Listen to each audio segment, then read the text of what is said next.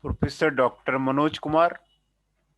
Today he will talk on the issue of the Kyoto Protocol.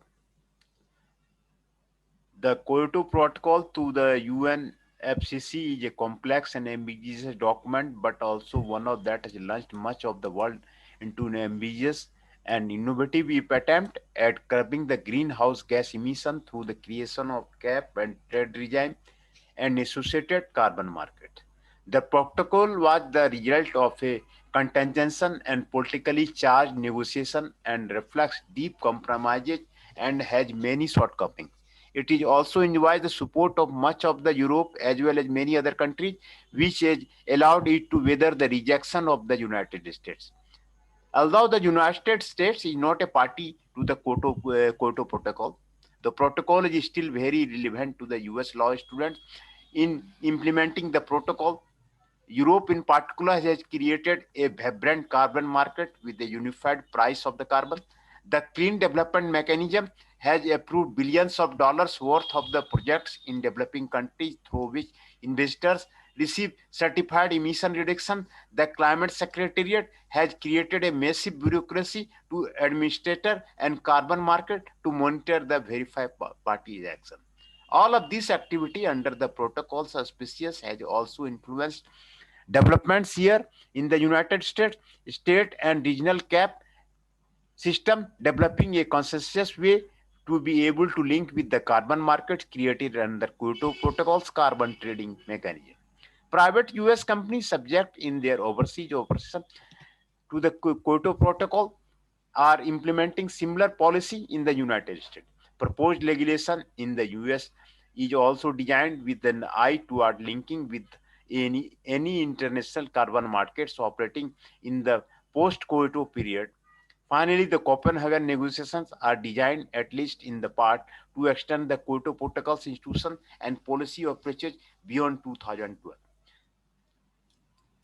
The approach in this chapter is to give a general overview and expose students to some of the complexity found in the international climate design.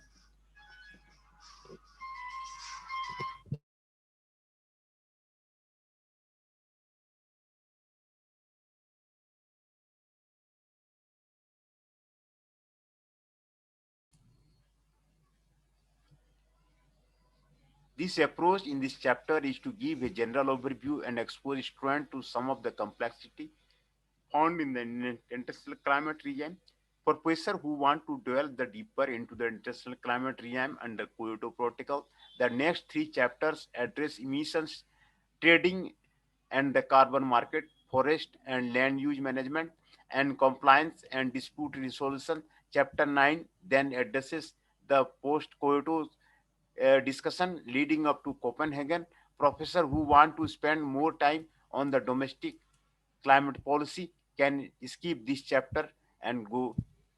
Understanding how the international climate negotiation prevented from the UFC through the Berlin Mandate to the Kyoto Protocol can be important way for the student to understand the community in the regime as well as how regime is designed to allow for the dynamic evolution. The UNIFIC required the parties to review the developed country commitments under the convention to determine if they were adequate to meet with the objective of the convention. When the parties reviewed their commitment in Berlin, they found the existing commitment to be inadequate, and this required them to launch a new set of the negotiation as outlined by the Berlin Mandate. The Berlin Mandate then become the terms of the references for negotiating of the Kyoto Protocol. The UNFCCC set a clear deadline for reviewing the adequacy of the developed country commitment, and Berlin Mandate set clear deadlines for negotiating what would be become the Kyoto Protocol, setting a clear date in International Environment Treaty, making it critical for the building political will because many different stakeholders began investing in the success of what the negotiation by the date. Part of the role of the civic society group to the publish